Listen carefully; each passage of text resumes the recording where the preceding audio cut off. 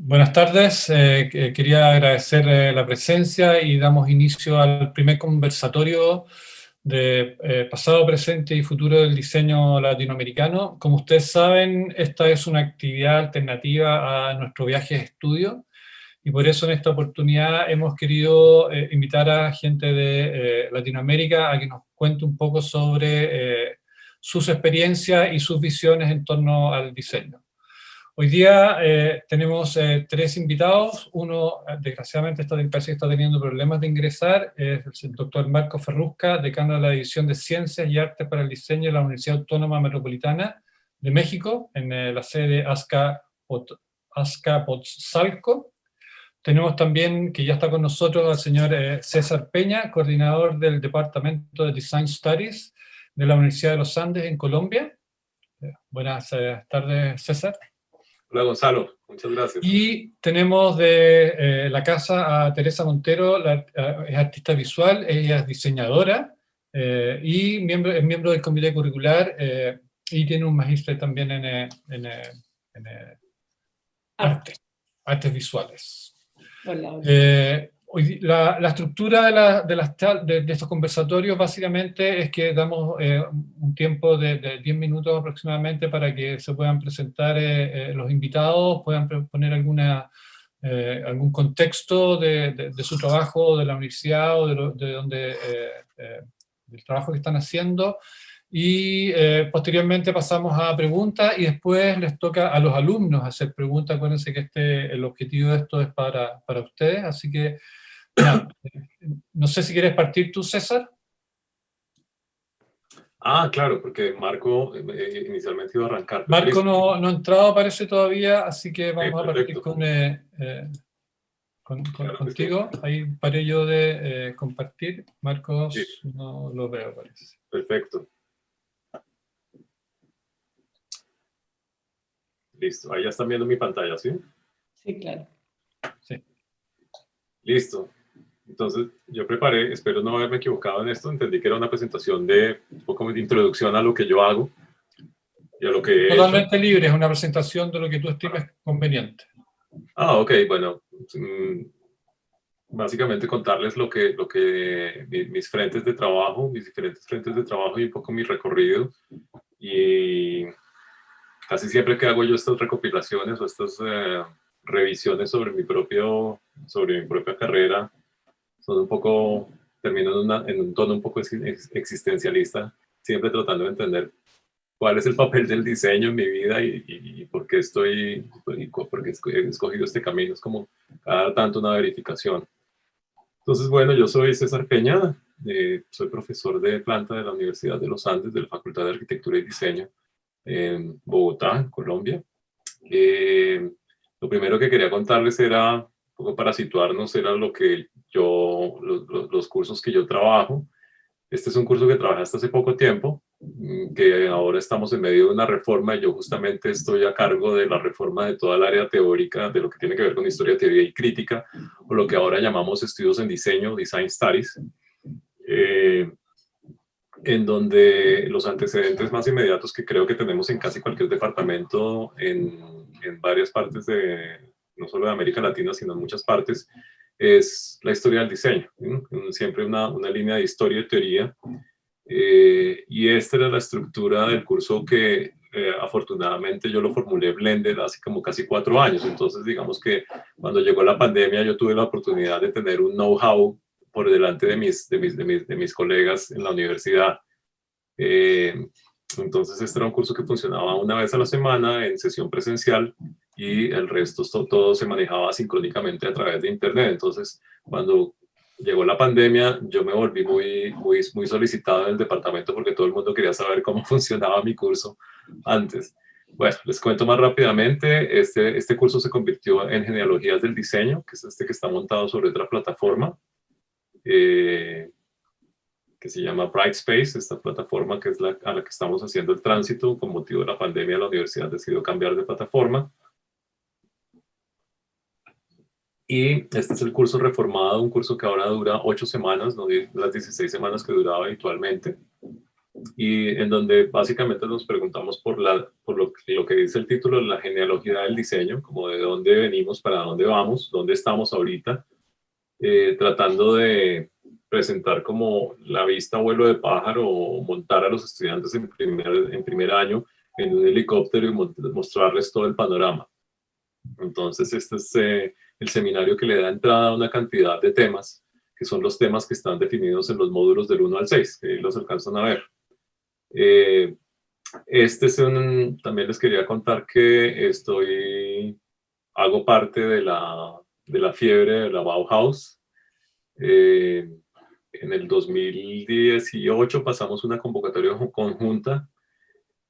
Nuestro departamento se compone de arquitectura y diseño. Entonces, hubo una convocatoria general en donde dijeron, profesores que quieran hacer proyectos conjuntos entre arquitectura y diseño, júntense 2 profesores o 3 profesores y hagan una propuesta que tienen que ser de ambos departamentos. Y pues eso hicimos. Pasamos una propuesta que se llamó Bauhaus reverberada. Este Bauhaus decodificada es un curso. Pero el proyecto de investigación se llama Bauhaus reverberada, que hace referencia a esa idea de la reverberación, de cómo llegaron algunas ideas o también rebotaron otras ideas y llegaron también a Europa, como más o menos un diálogo de ida y vuelta. Y de ese proyecto se derivó este curso, que es otro de los cursos que estoy dictando actualmente. Yo soy teórico, pero este curso ha sido una oportunidad para mí de incursionar también con una colega arquitecta, que es Virginia Gutiérrez, en los cursos teórico-prácticos, en donde la idea es tener una pequeña sesión teórica con un trabajo muy práctico, en este caso dedicado exclusivamente a entender cuáles son las lógicas que operaron detrás de la Bauhaus, cuáles fueron las fuerzas históricas que motivaron el surgimiento de esta escuela y cómo eso se lee contemporáneamente y sobre todo cuál es el significado que puede llegar a tener o la pertinencia de seguirlo estudiando en una escuela lejana, en otro continente, en donde aparentemente no hay ninguna conexión. De ahí han salido varios proyectos. Esto fue uno de los eventos virtuales cuando llegó la pandemia. Parece que se nos multiplicó el trabajo y entonces nos entró esta ansiedad que creo que a mucha gente le pasó, y es de empezar a generar eventos virtuales y hacer muchas cosas y a mostrar cada vez más cosas. Entonces este fue uno de los eventos que fue una muestra de estudiantes con una selección de 8 trabajos, en donde, bueno, no tengo el material para mostrarlo, para no hacerlo muy largo, pero ahí están, pueden ver los títulos, cada uno corresponde a un trabajo, a un grupo de estudiantes que hicieron trabajos desde utilizando processing, como el de abajo de la abstracción del píxel, o el cuerpo como objeto para ser visto, que fue una rotoscopia.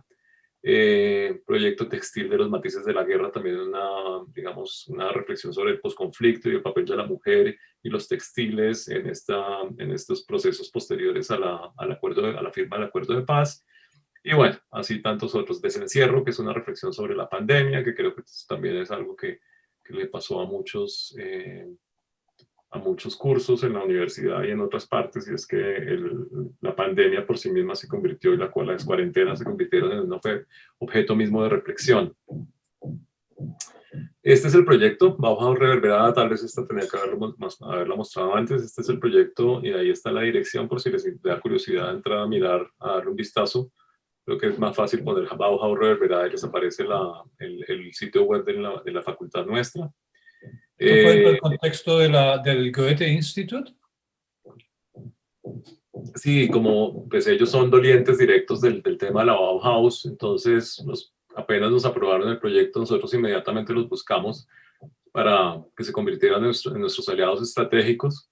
La Cinemateca de Bogotá también, porque son aliados usualmente de la Universidad de los Andes, pero adicionalmente están estrenando una sede muy nueva, están estrenando una sede muy recientemente, y tiene una sala de exposiciones. Entonces allí vamos a hacer un gran montaje, que es una exposición sobre la Bauhaus con algunos objetos originales, con algunas reinterpretaciones y versiones de diseñadores locales, y un poco mostrando esa idea de la reverberación, de cómo Los diálogos fueron de ida y de venida, de cuáles fueron las influencias, cuáles fueron las diferentes vertientes y escuelas. En fin, es una gran exposición que esperamos en abril la podamos inaugurar. La íbamos a inaugurar en abril pasado. La Embajada Suiza también, por el lado principalmente de Johannes Itten, de Hannes Mayer, de Paul Klee, de estos tres personajes particularmente, como a partir de ellos establecimos el vínculo y les interesó mucho el tema y también se vincularon y son aliados nuestros. Y la Alcaldía de Bogotá, pues a través de la Cinemateca. Esta animación que están viendo, este GIF animado ahí es su parte, curioso, pues, lo utilicé con permiso de los estudiantes que fue uno de los proyectos que ellos quisieron trabajar para la exposición, entonces nos generaron una serie de GIF animados que están circulando en internet o han circulado para promocionar algunos eventos y aquí quise listar simplemente las cosas que hemos hecho. Cuando les decía que se nos llenó como de actividades, se multiplicó el proyecto cuando llegó la pandemia. Se vinieron una cantidad de eventos como webinars, podcasts, muestras virtuales y conversatorios. Ahí debo decir que ha habido, a pesar de lo demandante, ha sido muy estimulante conocer gente y tener la posibilidad de organizar eventos como este. Y particularmente el podcast es una modalidad que he disfrutado muchísimo, en donde también hemos entrevistado colegas. Ahorita estoy terminando de editar el de, no sé si la conocen, Anelena Malet, la investigadora sobre Clara Porcet, que es esta diseñadora cubana que se instaló en México. Sí. Y bueno, hemos hecho tenemos ahí varios en fila. Este es justamente un collage que hemos venido trabajando. Obviamente tenemos 1000 renderes del espacio expositivo de la exposición de Bauhaus. Este es un render que hemos trabajado de una manera mucho más suelta y creativa con Cristian Sabogal, que es un diseñador que fue estudiante mío hace ya varios años, en donde vemos algunos de los objetos que vamos a exponer. Lámparas y mesas de diseñadores locales, una silla tubular de una empresa que tuvo mucho auge aquí en los años 50. En fin, ahí hemos estado trabajando tapices que de una u otra manera resuenan con esta idea de la Bauhaus en América Latina. Este es otro de los eventos en donde yo presenté un tema sobre el que estoy escribiendo ahorita, casualmente, que se llama Estéticas Transicionales. Y también les quería contar que mi recorrido ha sido muy largo y digamos que ha habido toda una reflexión en torno a la ciudad y al papel del diseño y de la materia, digamos, del entorno material en la construcción de una ciudad. Yo venía de un contexto en el que casi siempre se hablaba de la ciudad desde la arquitectura, desde el urbanismo, como esta mirada cenital, pero que no se hablaba desde lo cotidiano.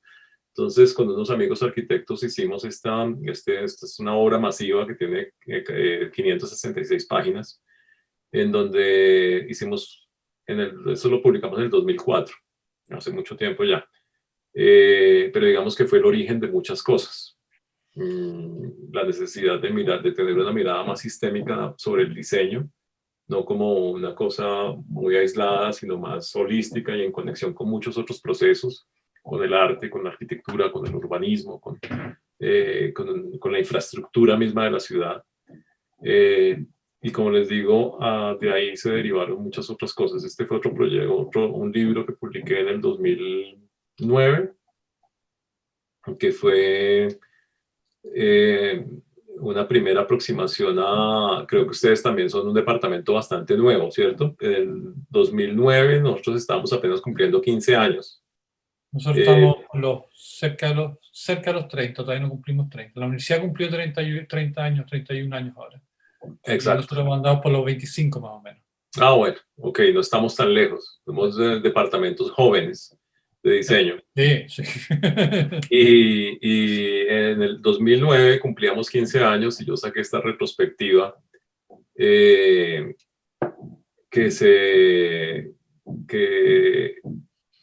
donde básicamente recopilé la historia del departamento a partir de material de archivo de la misma universidad, pero también a partir de fuentes orales y de y de fuentes históricas de archivos no necesariamente institucional, sino que me fui un poco más atrás tratando de mirar siempre como en esta misma idea del curso que les mostraba hace un rato de las genealogías. Entonces pensaba también cuáles son los posibles orígenes genealógicos del diseño en el contexto colombiano y latinoamericano también.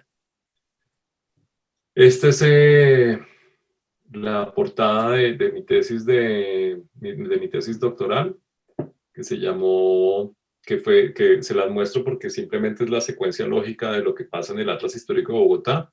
Aquí lo que hago es presentar una mirada problematizada sobre la misma mirada patrimonial que teníamos sobre la ciudad, tratando de entender también la sociedad desde la materialidad. Nosotros estamos en un contexto, particularmente el colombiano, se ha definido mucho por los violentólogos y los... sí, la violentología aquí es, digamos, es una rama muy fuerte.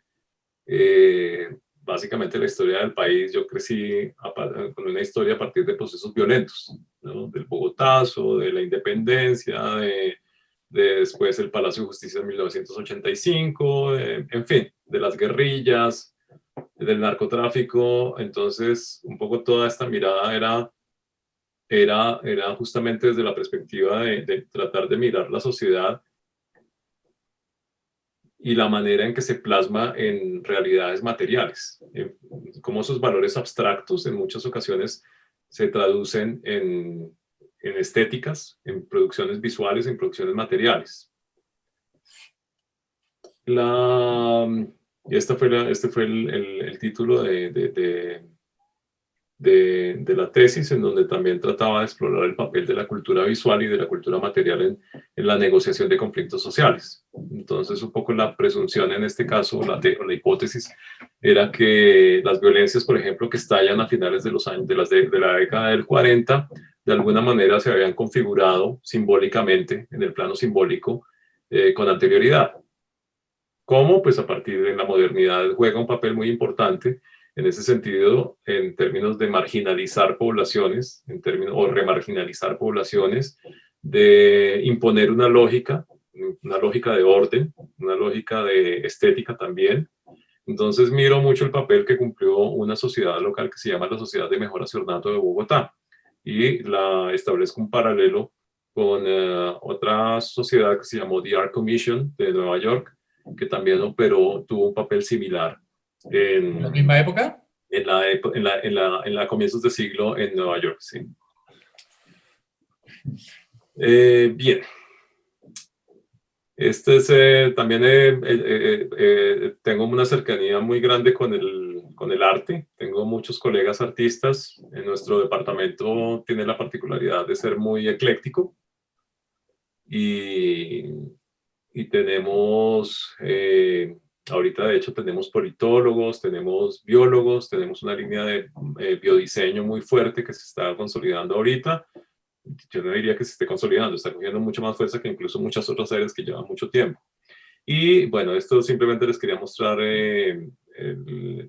mi participación, no en la curaduría. Yo elaboré los textos, fui llamado a colaborar con los textos del catálogo para este colectivo cubano de artistas, Los Carpinteros, no sé si lo conozcan, que hacen estas instalaciones fantásticas, que cobró mucho significado también en el contexto colombiano, pues con todos los antecedentes de los 90 tan violentos, particularmente esta instalación. O las avionetas también, atravesadas con flechas, con unos elementos muy premodernos. Esta es una colega, Karen Aune, para quien también escribí unos textos, que su obra se llama Lapsus Tropicus, y esto fue una instalación gigantesca que hubo en una galería local de Bogotá, en donde básicamente lo que se presenta es una serie de reflexiones a partir de la materia sobre temas relacionados con el medio ambiente, con la producción digital, con la seriabilidad.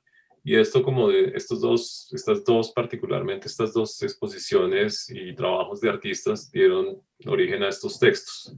Lo extraordinario en lo cotidiano para los carpinteros y lapsos trópicos o la obra de arte en la época de su variabilidad subtropical, haciendo un poco una parodia del famoso texto de Walter Benjamin. Este es otro texto que trabajé para mi colega Nelly Franke, que se llama La paradoja de la fealdad, en donde yo escribo un texto aparte que se llama Las no estéticas, un poco preguntándose por estos criterios curatoriales que tenemos en la cotidianidad para seleccionar fotografías desde la manera más banal en nuestro teléfono celular o en nuestra cotidianidad. Fui parte del comité científico de Cumulus el año pasado, el que tuvo lugar aquí en Bogotá, y actualmente tengo estos dos textos en procesos, uno sobre la Bauhaus y otro sobre este proyecto que se ve aquí a mano derecha, y es sobre la cultura visual popular, que es de una colega que se llama Roxana Martínez. Por cierto, tiene un proyecto muy interesante que se llama Popular de Lujo. Yo sé que ella tiene colegas en Chile con los que ha trabajado, ahorita no recuerdo quiénes exactamente, pero sé que es un proyecto de gráfica popular que ha venido cogiendo mucho impulso y que para mí fue súper interesante hacer esta reflexión de una mirada panorámica en América Latina sobre los intentos de aproximación al estudio de la cultura popular. Eso es básicamente lo que tenía para contarles. Qué interesante. Estaba tomando apuntes porque después vamos a preguntar, tengo varias cosas para preguntar y para poder perfecto. Tere, si quieres puedes proseguir tú con tu presentación para poder después empezar a hacer los nexos. Ya. Puedes compartir pantalla, debería estar habilitado. Ok.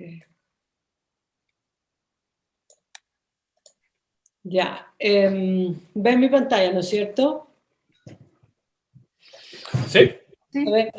Ya. Yo, como esto era libre, yo estuve un poco perdida al principio y decía, Gonzalo, ¿de qué quieres que hable yo con estos invitados tan renombrados que tiene? Y tomé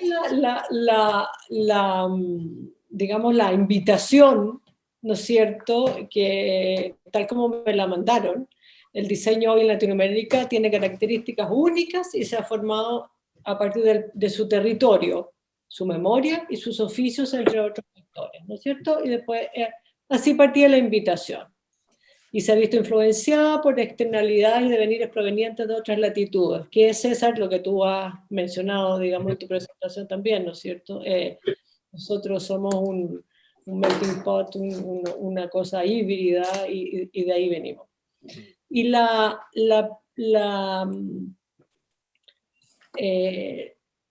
pregunta que yo me hice tiene que ver un poco con la primera imagen que tenía Gonzalo en la página de inicio, ¿no es cierto? Este dibujo de Joaquín Torres García, de América Invertida, que me imagino que ya los alumnos la habrán visto, ¿no es cierto? Y entonces, César, te cuento a ti que no me conocen, los alumnos ya supongo que esto lo saben, pero yo soy alumna de la Universidad Católica de Valparaíso entre los años finales de los 70 y los 80. Entonces dije, voy a hablar de esa parte de mi práctica y de mi formación, y es el origen, ¿no es cierto? Entonces, cuando uno habla del origen, y puesto que estábamos hablando un poco de la invitación era hablar del pasado del diseño en América Latina, si uno piensa en el origen, yo pensé, digamos, ¿qué hereda uno del pasado, de lo que tuvo, y cómo lo actualiza, ¿no es cierto? Porque un pasado que es solo pasado, digamos, tiene un interés para los historiadores, pero para nosotros, que estamos en la creación, en todas sus formas, digamos, cómo actualizamos lo que heredamos. Entonces, escogí hablar un poco de mi práctica artística porque aunque me formé como diseñadora, yo me desarrollé como artista y mi docencia está dirigida a los alumnos de primer año, donde sí creo y que hemos creído, digamos, por eso me invitaron, de que el arte o la manera de pensar puede ser un aporte para los alumnos sobre todo primer año. Yo creo que para más arriba también, pero sobre todo en primer año me parece fundamental. Y me interesó mucho lo que tú decías, César, sobre esas conexiones que están haciendo con biodiseño y otras disciplinas, que la encuentro que es fundamental pensar en eso. Pero volviendo a mi práctica del oficio, voy a checar esto para que se deje de... Ay, ¿cómo lo hago? Para que desaparezca un poco. Ahí están viendo las ventanitas, ¿no es cierto? Estamos viendo el dibujo, no, vemos solamente tu pantalla principal. Entonces no me preocupo.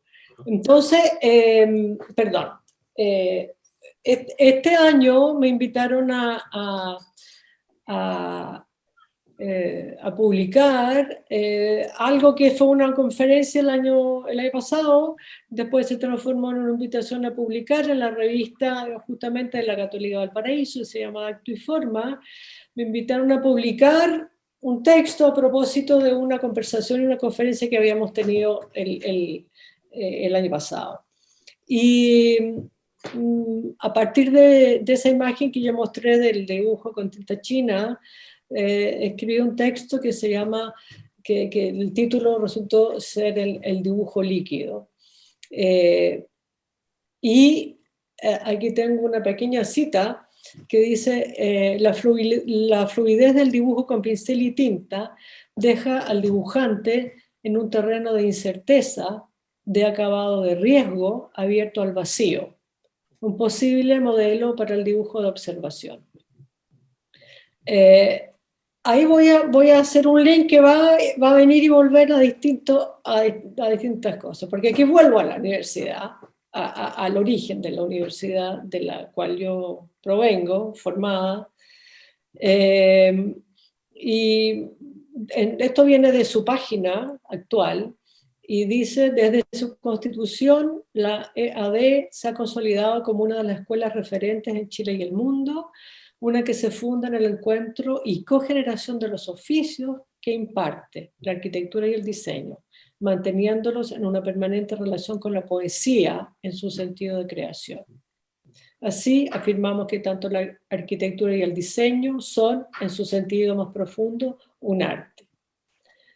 Y yo creo que nuestra escuela, la FAD, la Facultad de Arquitectura de la UFT, algo ha heredado de eso en distintas maneras, por sus integrantes, por sus profesores, por su origen, por su búsqueda, de una manera diferente, ¿no es cierto? Porque siempre que hay traslados y traslapes, pues se producen nuevas versiones de un original. Esta es una foto también está en la página de la universidad, son los fundadores, Miguel Equem, Godofredo Yomi, Alberto Cruz, y creo que es Arturo Baeza el que está ahí, y yo diría que el último que está de espalda es José Vial, pero no obstante. A ver, no sé si los alumnos y tú mismo,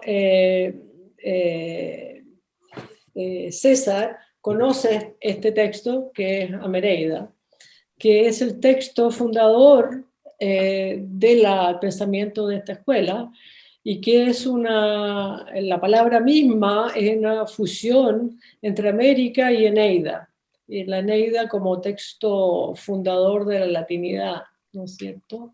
Entonces se hizo un viaje poético en los años 55, 6, por ahí, a través de América. No me voy a extender mucho en eso, pero de ese viaje sale este texto fundador. Sigo en los orígenes, ¿no es cierto? Entonces,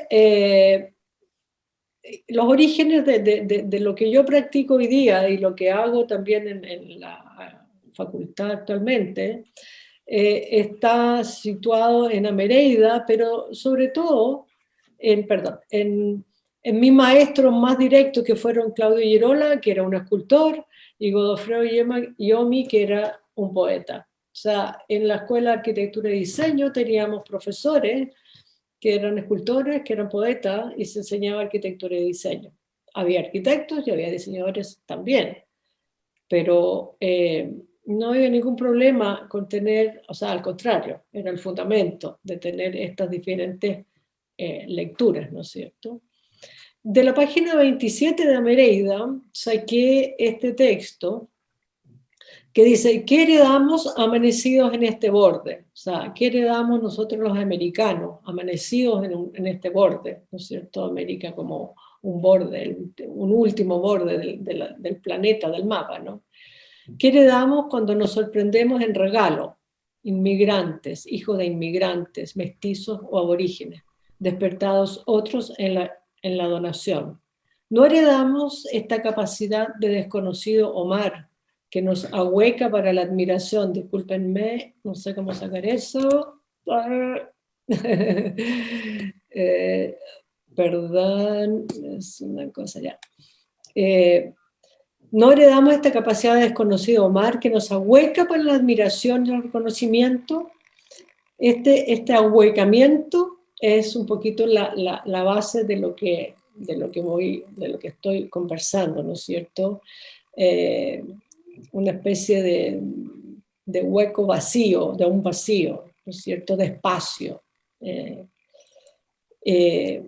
Y en la página 13, que es anterior, pero me interesó ponerla después, no la voy a leer entera, pero en el fondo dice que América irrumpe como un regalo en la historia, un regalo en la historia occidental sobre todo, ¿no es cierto? La Europa se encuentra con este continente y este territorio aparece como un regalo, contrariando todas las predicciones y las esperanzas que se suponía ese viaje, ¿no es cierto? El viaje de Colón. Entonces, ¿a qué vuelvo? Vuelvo a mi trabajo y bueno, la fluidez del dibujo con pincel y tinta deja al dibujante en un terreno de incerteza, de acabado de riesgo, abierto al vacío, un posible modelo para el dibujo de observación. Entonces, tomar estas cualidades como modelo de pensamiento compromete facultades del reconocimiento a las que estamos acostumbrados y son parte de nuestras prácticas, como la estructura, la clasificación, el ordenamiento, la definición, entre muchas otras. Estas cualidades estructurales del pensamiento son aplicadas generalmente a otros modelos tales como el desarrollo de proyectos, desarrollo de obras en general, y también al modo de dibujar. El caso del dibujo de observación es un buen ejemplo para interrogarse acerca de qué pensamiento estamos desarrollando en ese acto. La mano que dibuja sigue al ojo con cierta rapidez, necesita encontrar un modo fluido para dar con la línea que dice lo que el ojo ve. Algo de líquido hay en el acto de observar. La mirada fluye siguiendo la energía de lo que ve, en movimiento continuo que se detiene apenas encuentre su medida. En general, estos dibujos no delimitan bordes y se forman desde su propio centro hasta que agotan su pregunta. Ese es el trabajo que he estado desarrollando yo desde hace varios años. Yo me formé como grabadora, una vez que salí de la universidad, me formé en Europa como grabadora profesional en metal. Pero estos últimos años he estado trabajando, esto es de una exposición que hice en el 2013, y justamente antes que yo empezara como a unir todos estos cabos, ya esta exposición se llamó El mundo que fluye. Y es esencialmente un dibujo, un trabajo solo de tinta china sobre papel de China, y bueno, organizado de distintas maneras, pero es el pensamiento de este mundo en devenir que queda un poco detenido en el minuto que el gesto se detiene sobre el papel. Esta es una muestra eran varios grandes paneles, aquí no están ordenados como se presentaron en la exposición, esto era en mi taller, fueron 2 años de trabajo y constituyó un enorme panel que mostraba como una instantánea de un segundo del mundo que fluye. Volvemos a la pregunta, ¿qué heredamos? ¿Qué otra cosa heredé yo, aparte del oficio? Y es lo que heredamos en general todos, ¿no es cierto? Pongo como un ejemplo más de lo que puede pasar. Pero en especial, nosotros de la Universidad La Católica del Cristo heredamos la poesía. Y esta es una foto de cómo la poesía, vista desde ese punto de vista, que era la escuela de arquitectura de la Católica del Paraíso, la poesía es algo que se practica y es algo que se actualiza y se comparte, ¿no es cierto? Entonces, este fue en noviembre del 2019, del año pasado, cuando nosotros en Chile estábamos con una terrible explosión social y mucho desaliento en la universidad y muchas complicaciones y un poco con un rumbo medio perdido porque no se sabía lo que estaba pasando, qué iba a pasar. Y sin invitación en el patio de la escuela a trabajar con poesía. Eso que sale sobre la mesa es no sé si es un sistema, un dispositivo que tiene palabritas y que cada uno puede encontrar las palabras de decir lo que está pensando.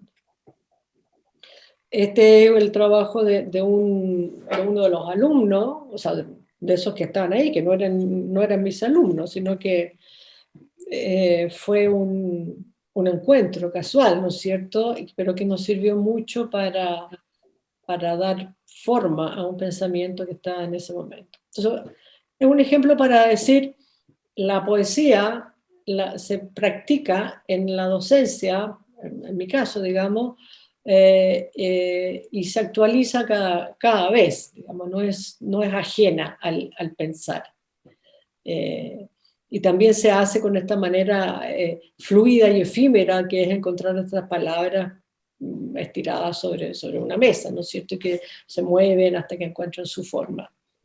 Esto fue este verano, un workshop de arquitectura que hice con Jesús Segers, que es un arquitecto chilena de mucha trayectoria, y en ese workshop yo hago una parte que es de grabado, un taller de grabado para ayudar a pensar un proyecto de arquitectura, y parte con la poesía, y termina haciendo trabajos a partir de matrices efímeras, así le llamo yo la técnica, que son matrices que existen solo en el momento de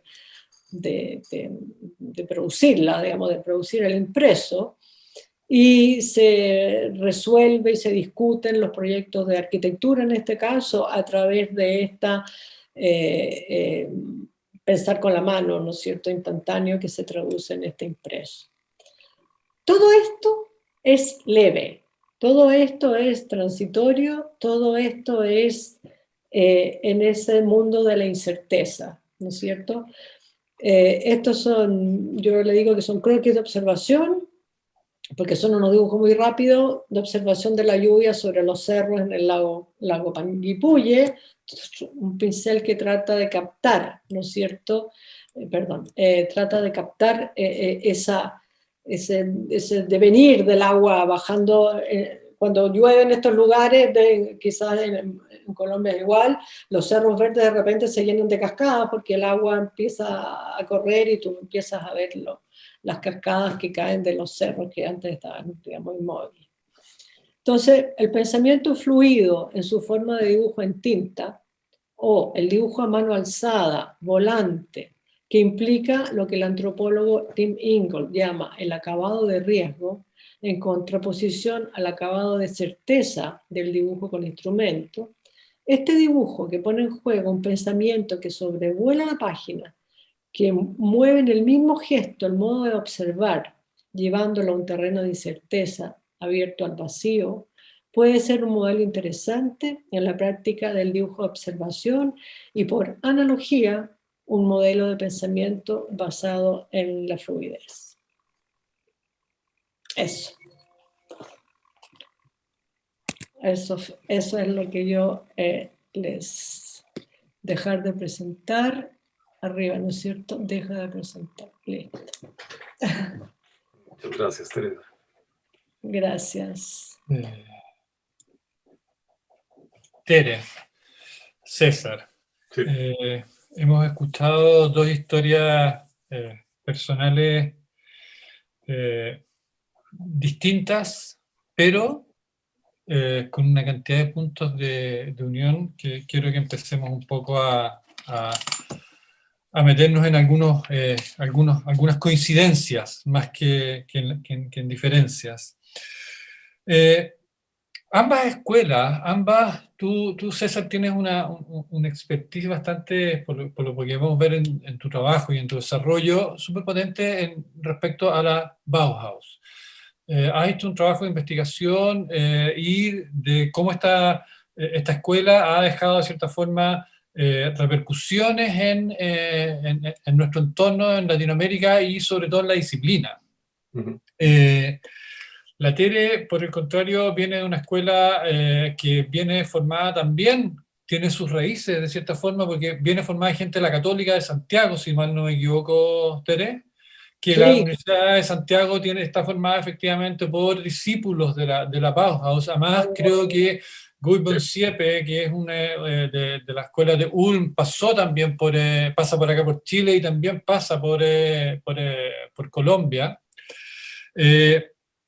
Y desgraciadamente no tenemos hoy día a Marco Frusca, pero era interesante poder hacer esa comparación porque en el fondo en México hay una diferenciación que tiene que ver con que ellos están súper influenciados, obviamente por su vecino inmediato, que es Estados Unidos, donde el ingreso como del diseño moderno en México se da a partir de las Olimpiadas, de las Olimpiadas del 68. Y básicamente a partir de la influencia del diseño norteamericano, que indudablemente todos sabemos que viene también influenciada por la emigración de los primeros fundadores de la Bauhaus original, aquella de 1919, estos 100 años de los cuales hablabas tú. ¿Cómo crees tú o hasta dónde crees tú que llega el efecto, primero a ti César, ¿cómo crees tú que hasta dónde llega el efecto de esta escuela en Latinoamérica? Y ¿qué es lo que hay de latinoamericano en el diseño que estamos trabajando ahora? Sí, Gonzalo. Yo creo que lo interesante de mirar este fenómeno de la Bauhaus era, como les decía, tratar de entender cuál es la pertinencia de seguir pensando en una escuela que se fundó hace 101 años y pues por qué la estamos celebrando tanto y por qué en un sitio tan apartado, ¿no? En donde aparentemente no hay conexiones. Yo creo que hubo, más que la Bauhaus, hubo un discurso que abarcó muchos escenarios de la vida, que fue la modernidad, ¿no? Ese discurso muy generalizado de la modernidad.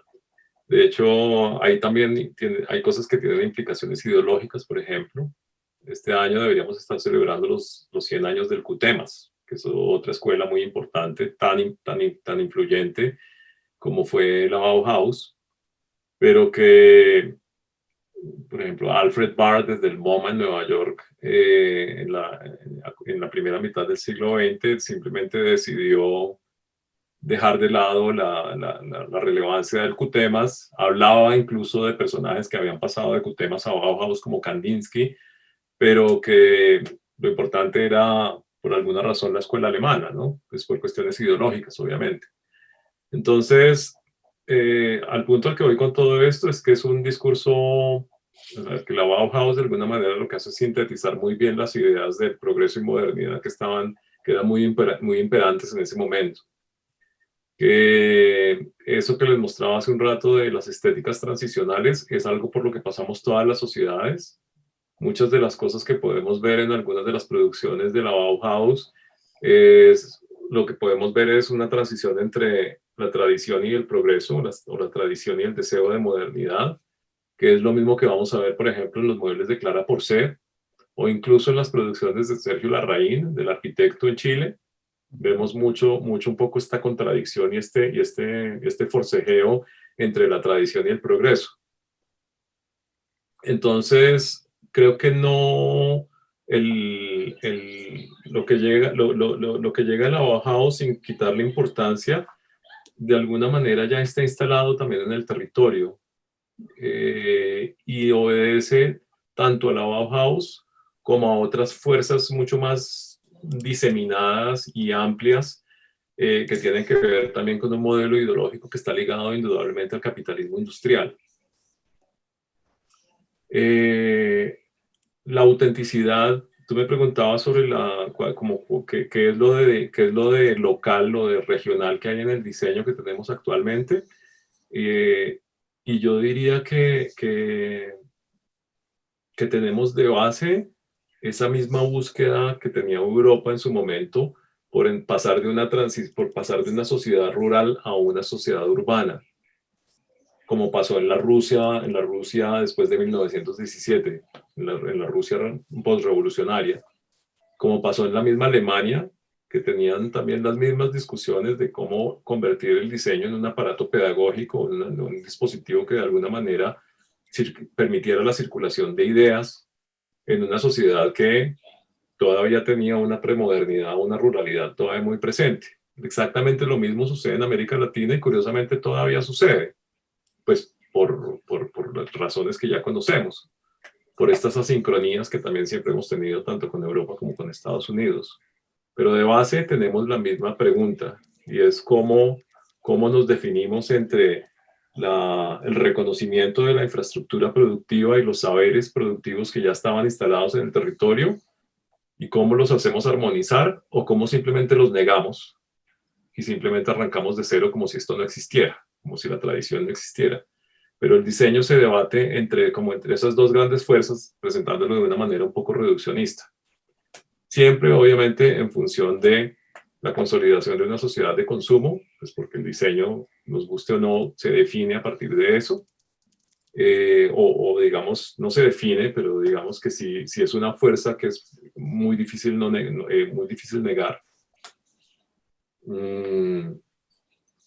En donde a mí particularmente me ha interesado también ver con detalle estos personajes también de transición, particularmente en Colombia conozco algunos que son personajes formados en escuelas muy tradicionales en arte, por ejemplo, con formación muy académica, como el caso local de Ricardo Moros Urbina, como Santiago Martínez Delgado, que se va a Ricardo Moros Urbina se va a Europa y vuelve. Santiago Martínez Delgado se va a Estados Unidos, trabaja con Frank Lloyd Wright y vuelve. Y es muy interesante ver estos personajes de transición en donde todavía tienen una formación muy tradicional, que todavía obedece a valores muy tradicionales y a una producción artística decimonónica y todavía obedeciendo unas estructuras muy jerárquicas, pero que llegan a producir y a pensar como el arte con un sentido particularmente comercial. O Santiago Martínez Delgado, por ejemplo, crea una de las primeras empresas de publicidad del país. Entonces, ver ese momento en el que se da esa transición entre una y otra cosa me ha parecido a mí tremendamente interesante, más que por la búsqueda de esa identidad regional del diseño, simplemente por ver ese fenómeno que creo que es igual en todo lado. Esa transición se da tanto en Europa como en Estados Unidos como en América Latina. Disculpa. No, ahí terminó. No, es que veo que llegó Marco. Hola, sí, no quise interrumpir. Hola, Marco. Saludos a todos. Hola, Marco, ¿cómo estás? ¿Cómo estás, Marco? Corriendo, igual que ustedes. Qué bueno que hayas podido entrar. Estamos en conversación. No sé si tienes preparada una presentación, Marco, para que la puedas hacer ahora y continuamos después con la conversación. Sí, de hecho, como yo me conecté 1:30 porque creo que eso decía en el Zoom, bueno, 3:30 de Chile, y nada, me conecté 5 minutos antes. Estoy aprovechando algunos materiales que tengo, con lo cual compartiré mi pantalla principalmente, y seguramente voy a estar switcheando, cambiando imágenes para tratar de en 10 minutos dar mi opinión, no es que sea el experto en historia del diseño en México, tal vez de 500 años de diseño en México en 10 minutos. O sea que eso va a ser muy rápido. Dale. Arrancamos entonces. Sí, parta. Nosotros ya Muy bien, partimos. muy bien. Ya, bueno, sí. Pues perfecto, estupendo. Pues muchas gracias por la invitación a este encuentro que me parece ya de entrada muy rico por el hecho de compartir visiones del diseño en cualquiera de sus disciplinas en Latinoamérica.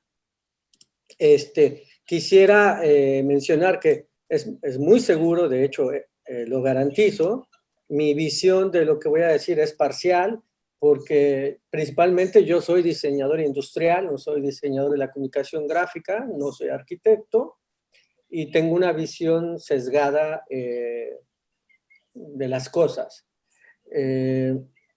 Bueno, trataré de sintetizarlo de la siguiente manera.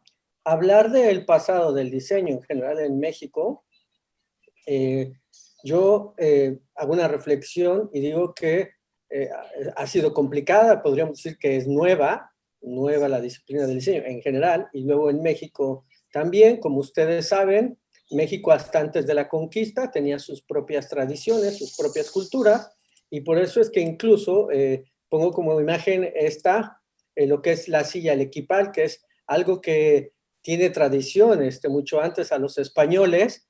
Sin embargo, con la llegada de los españoles, pues sufrimos una primera condición, hay una primera condicionante al desarrollo propio de la cultura mexicana, y es que empieza esta convergencia de culturas, este encuentro de culturas, y esta imagen ilustra muy claro cómo nuestras antiguas culturas no llevaban este tipo de ropa, por ejemplo, no teníamos este tipo de utensilios en la cocina. Es más, ¿posible que la presentación esté en pantalla completa para poder ver mejor? Claro. Decía, incluso el espacio en sí de cocina, el cómo se concibe, pero por ejemplo vemos el metate. Entonces lo que esta imagen demuestra es ya una clara influencia de la parte española en muchas de las actividades cotidianas que teníamos.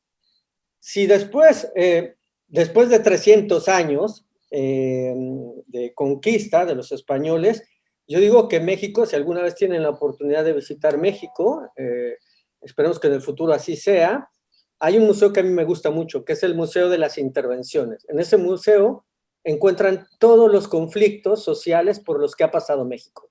Entonces, no bastó el tema de la colonia. Después, el país estaba desorganizado completamente. Había quienes querían una monarquía y había quienes buscaban una república.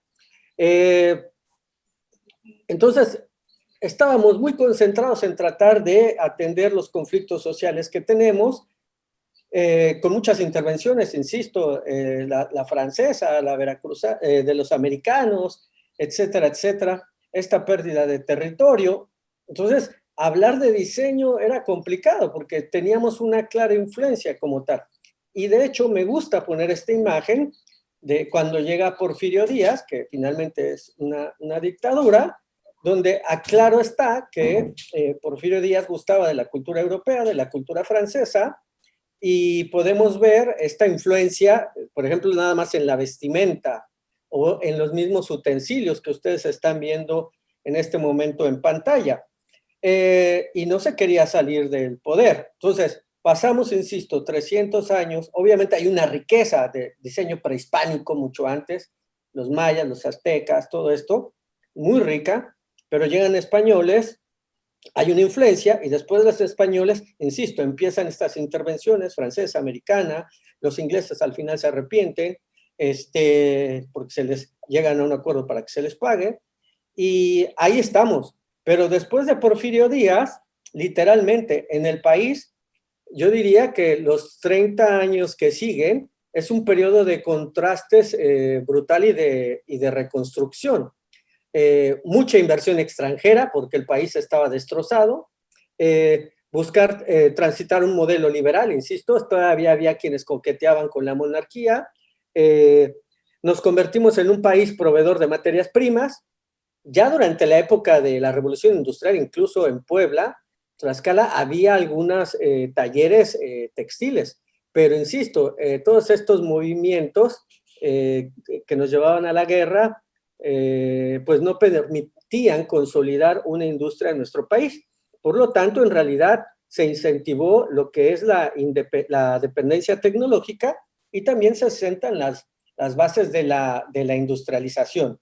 Pero, perdón, antes de llegar a esta parte, switcheo a otra presentación, precisamente para ahondar en estos años de crisis respecto a qué tipo de modelo queríamos desarrollar en el país.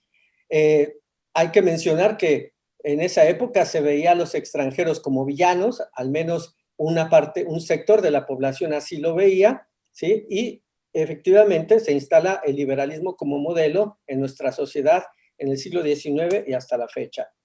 Este periodo fue interesante para los extranjeros y parte de la economía de México en eso se basó, insisto, porque literalmente nosotros suministrábamos materias primas y así lo hicimos durante la época colonial, o sea, solamente era proveer de materias primas porque no se permitía un desarrollo local. La fuerza de trabajo era sumamente barata y además teníamos una ubicación estratégica interesante con el resto de Latinoamérica.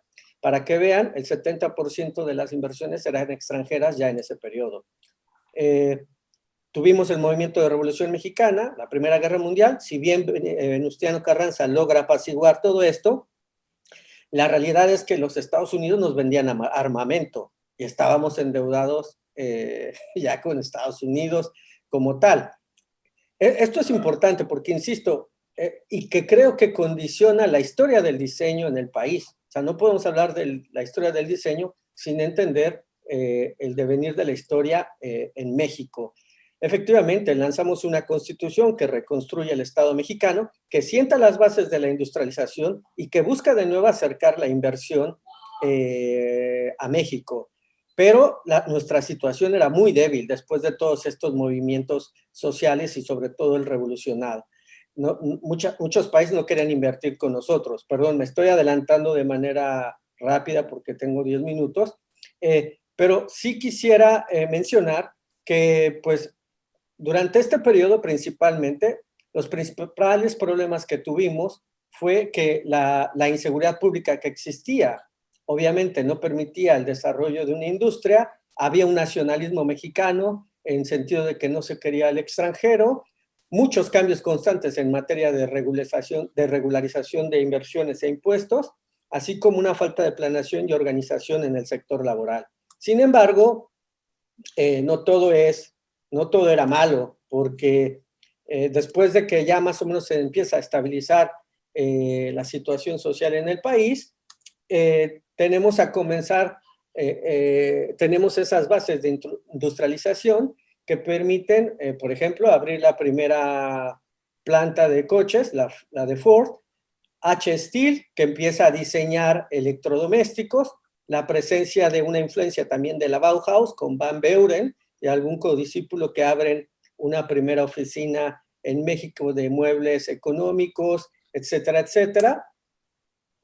Así como también, pues obviamente la presencia posterior de Clara Porcet, que también vino a influir mucho en el desarrollo del diseño en esta parte del territorio, las Olimpiadas como un elemento para dar a conocer también el diseño a través del arquitecto Ramírez Vázquez, ¿sí? Los 70s, un momento importante en la economía de México, lleva a crear el Colegio de Diseñadores Industriales y Gráficos en México, a realizar el primer encuentro internacional de esta sociedad de diseñadores industriales y posteriormente también encuentros de diseñadores gráficos en nuestro país, a que instancias como el Museo Franz Mayer empiecen a dar a conocer la cultura del diseño en lo general, la creación de asociaciones, y este hecho que también es importante y que merece un análisis profundo, que es la incorporación de México al GATT, que es la apertura a la globalización. Me voy acercando al final de mi intervención, en donde pues literalmente decidimos empezar a jugar en las grandes ligas, pero que también nos supone un efecto. Entonces, hoy en día, en realidad, yo reconozco que hablando de la cultura del diseño, hay una mayor promoción de la cultura del diseño, y en donde está atorado el asunto es en la oferta y en la demanda del diseño, porque, bueno, ya hay museos, hay muchas publicaciones, asociaciones que promueven el diseño, más gente sabe lo que es el diseño, como tal, hay un sentido más social del mismo, pero me voy a esta parte que les quiero mostrar, y con esto culminaré, que es que precisamente este tema del GATT llevó a México en el año 94, cuando se firma el Tratado de Libre Comercio con Estados Unidos y Canadá, llevó a que los 3 institutos de estadística de estos países construyeran lo que es el CIAN, que es el Sistema de Clasificación Industrial de América del Norte, en donde está reconocido el diseño especializado como una actividad económica. Esto es importante para tener indicadores en común que permitan medir el desarrollo de esta actividad en los 3 países. Y se reconoce el diseño y decoración de interiores, el diseño industrial, el diseño gráfico, diseño de moda y otros diseños especializados. Una cosa positiva de esto ha sido que hemos sido capaces de medir el impacto del diseño como actividad económica. No había datos todavía que se hayan recogido en el 94, pero, por ejemplo, lo que están viendo en pantalla es el censo económico realizado en el 99, el de 2004, el de 2009, y ahora les contaré el de 2014. Las unidades de negocio son las empresas que hay, que ofrecen servicios de diseño, más no los diseñadores que están en el sector automotriz o en el sector, a lo mejor, de la manufactura, sino, insisto, estos son estudios que ofrecen sus servicios de diseño. Y como podemos ver, pues, por ejemplo, en México, para el año 99 había 3,194 estudios de oficina, de los cuales la mayoría eran de diseño gráfico. En 2004 hay una alza en estudios de diseño gráfico, en 2009 hay una alza también en diseño gráfico. Una conclusión que podemos sacar de esto es que el diseño gráfico en México tiene más presencia como actividad económica que el diseño industrial o el de modas u otro. ¿Sí? Son muy pocos estudios los que ofrecen nuestros otros servicios. Que generamos empleo, ¿no? Entonces, aquí está más o menos el número de personal ocupado en estas instancias, pero me voy a... Por país, vemos que los diseñadores se concentran principalmente, obviamente, en la capital, Ciudad de México, en lo que es el Estado de México, que es el área metropolitana, en Guanajuato, en Nuevo León y en Veracruz. Pero es interesante ver la falta de presencia en el resto del territorio. ¿Sí? Entonces, bueno, y lo apabullante es esto. Cuando comparamos el crecimiento, por lo tanto, del diseño en la actividad económica en el país versus, por ejemplo, los Estados Unidos o versus Canadá, pues México es la línea naranja y Canadá es la línea café, Estados Unidos la línea verde. Entonces, esto lo digo como un análisis de lo que el Tratado de Libre Comercio nos ha dejado. Entonces, lo dejo ahí para la reflexión.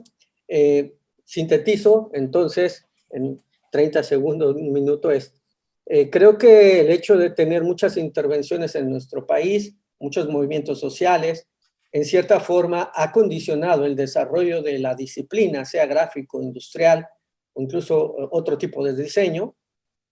Está claro que hemos tenido una dependencia tecnológica, no de ahora, sino desde hace muchísimos años.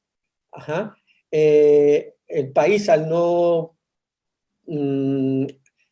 encontrar una solución la más adecuada para la sociedad mexicana, insisto, provocó esta dependencia tecnológica que se sigue manteniendo, aunque sí, yo diría que en el siglo XX, principios del siglo XX, se sientan las bases para impulsar el diseño con la creación de las primeras universidades de diseño por ahí del año 70, aunque se crearon talleres antes, con este esfuerzo igual por rescatar la tradición cultural del diseño a través de las artesanías y convertirlas en escuelas después superiores para estudiar diseño, con muchos eventos, con un reconocimiento por parte del gobierno en los años 70 que luego se desdibuja en los años 80, 90, 2000, y qué decir ahora, aunque pareciera que hay un reconocimiento ahora, se ha buscado una política pública de diseño, se trabajó en ello en 2008, pero no se ha logrado consolidar. No obstante, reitero, sí tengo la apreciación de que hoy en día más gente sabe lo que es diseño, gracias tal vez a iniciativas como el ser capital mundial del diseño, la Ciudad de México, ahora Querétaro, el tener el reconocimiento de la UNESCO. Esto creo que ha hecho que haya un mayor reconocimiento, pero pues todavía hay muchas batallas que dar al respecto, porque es una carrera gráfico, industrial, que siguen teniendo muchísima demanda, y al menos una de las cosas que yo trato de incentivar con los estudiantes es esta reflexión de la correlación entre el desarrollo del país en los últimos 500 años y lo que está por venir, ¿no? Entonces, bueno, ahí dejo mi intervención. Perdón, fue muy atropellada, pero traté de apegarme a esos 10 minutos. Gracias.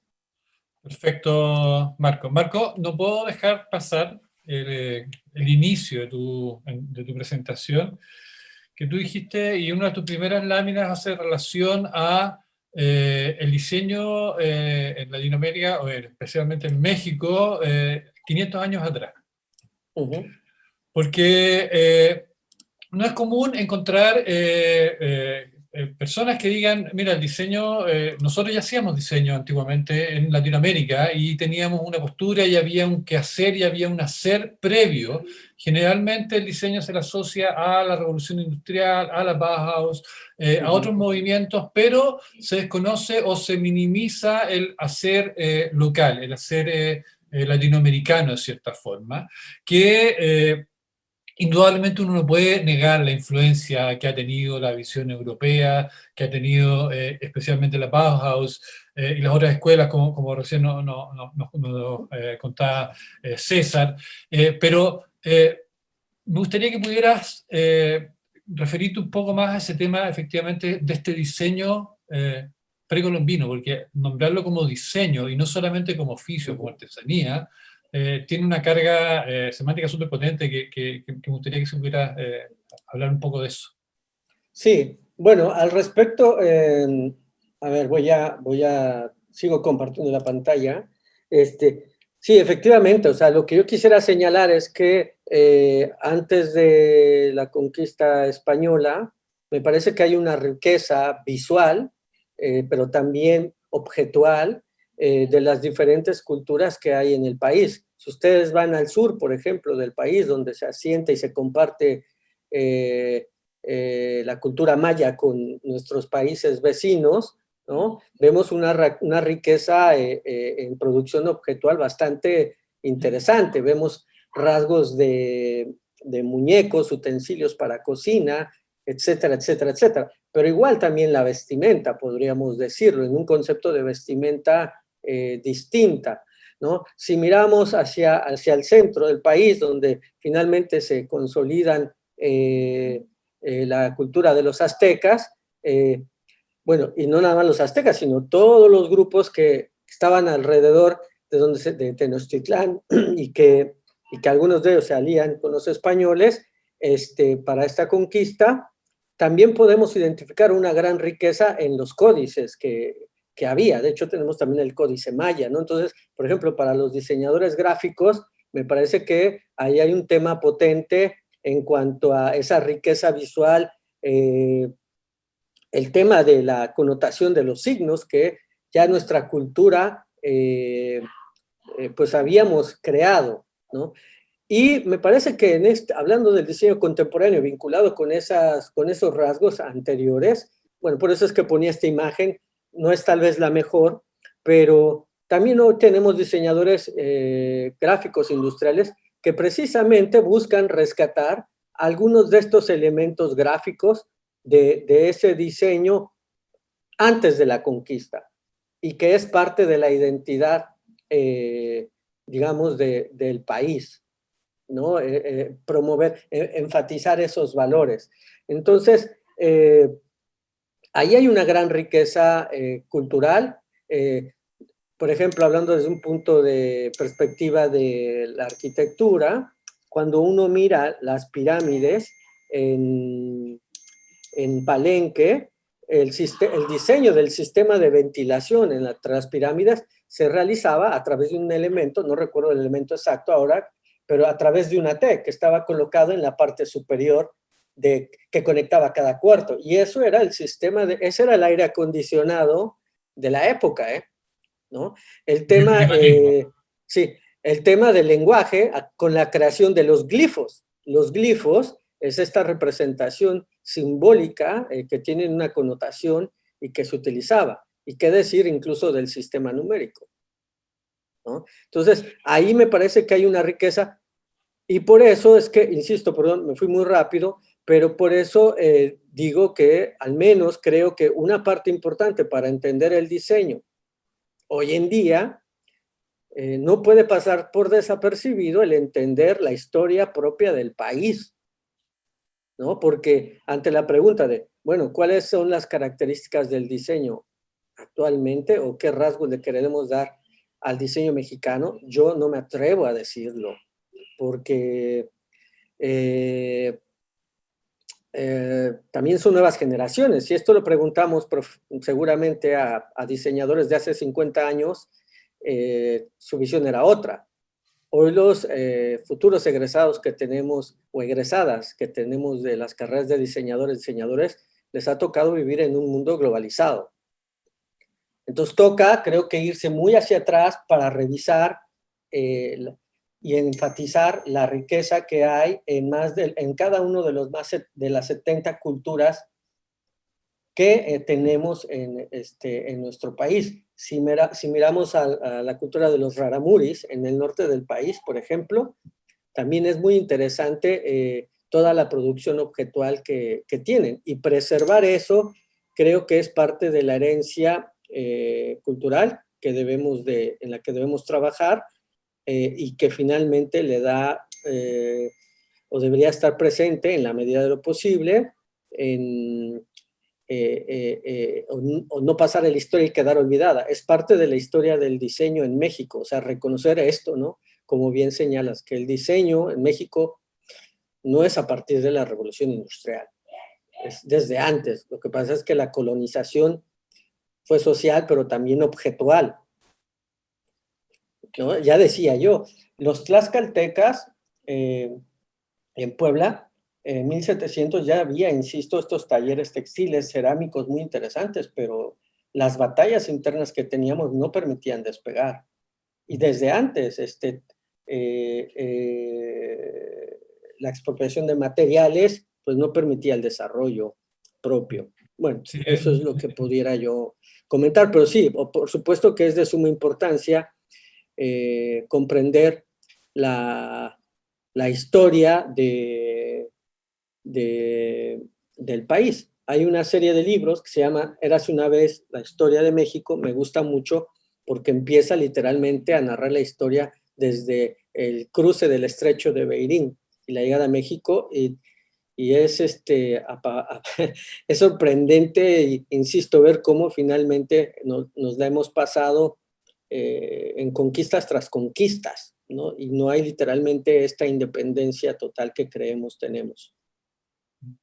En Chile se formó la Escuela de Arte y Oficios por allá por el 1800, a fines de los 1870 o 1860, una cosa, la primera Escuela de Arte y Oficio, que si uno ve las bases entre la Bauhaus y esta escuela, y es que está lleno de escuelas en Latinoamérica de arte y oficio que tenían muchas veces muchas similitudes con este Bauhaus que César, corrígeme si no me equivoco, pero Bauhaus quiere decir reconstruir la casa, construir la casa, ¿verdad?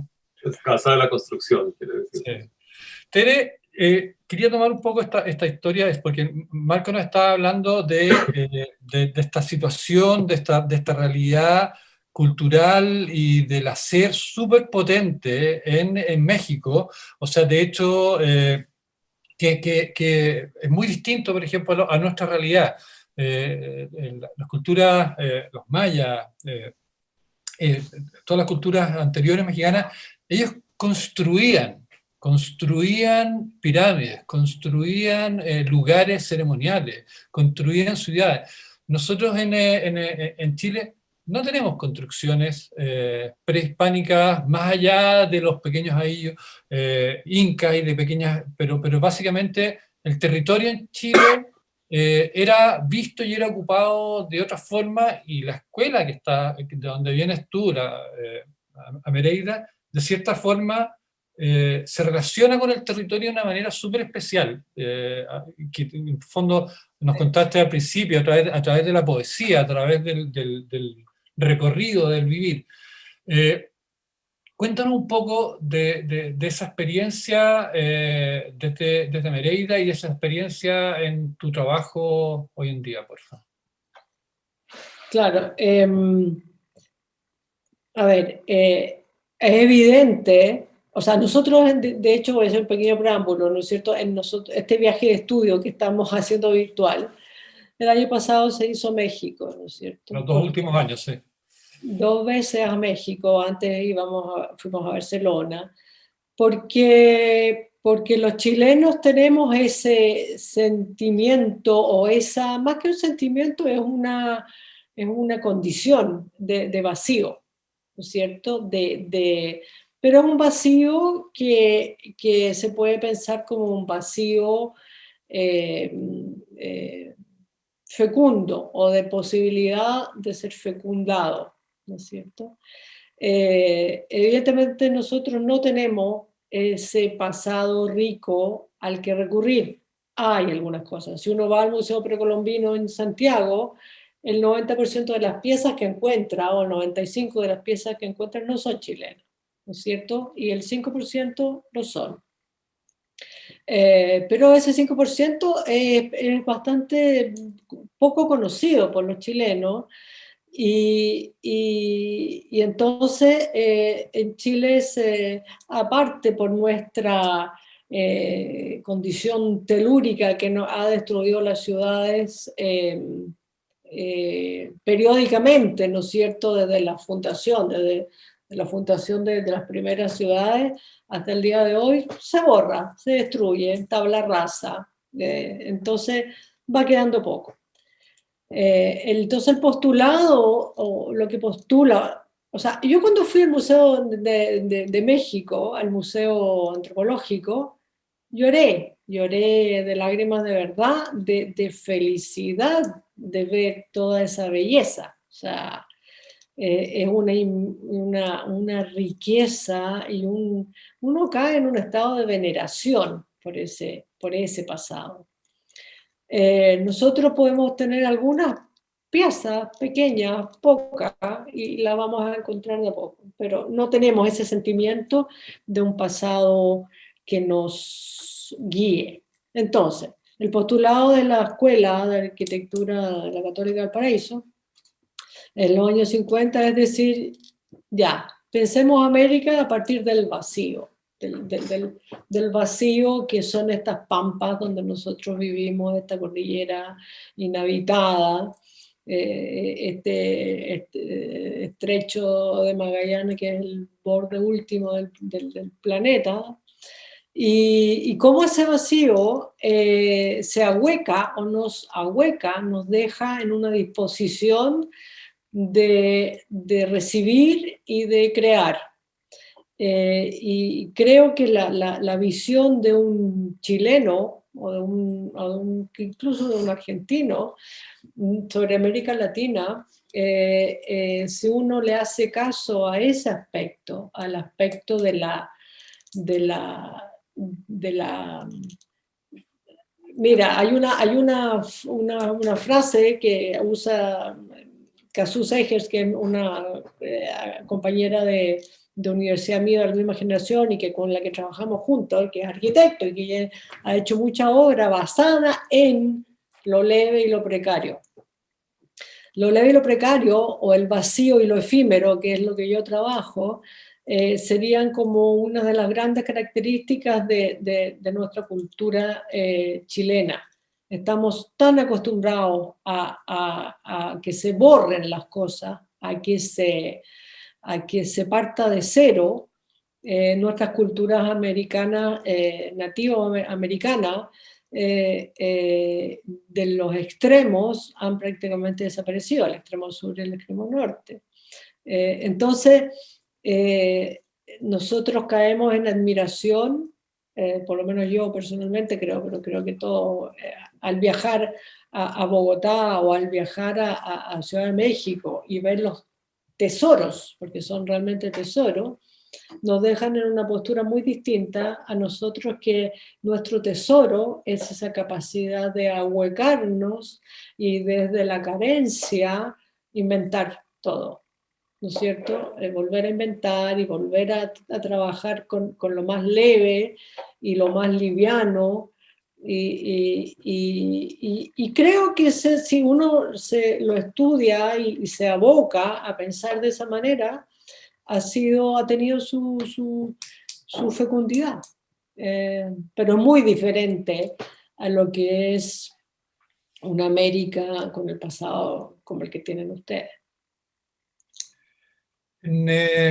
Hay algunos temas que han puesto, uno tiene que ver con el tema de la modernidad, con esta cosa de cómo salir de este estado original y tratar de acercarnos de cierta forma a este ideal europeo que Porfirio Díaz o lo que nos presentaba Bauhaus, en el fondo de esta modernidad artística, esta modernidad objetual, que lo que mencionaba tú, César, de estos muebles, por ejemplo, de la raíz, toda esta cosa de poder salir de cierta forma y abandonar esta primogenia, este lugar original, este vacío de cierta forma, y poder transitar o poder acercarnos a este ideal modernista, que muchas veces el modernismo está muy asociado a la europeización, y obviamente últimamente también, sobre todo para ustedes en México, más con la estadounidización, que es lo que hablaba Fukuyama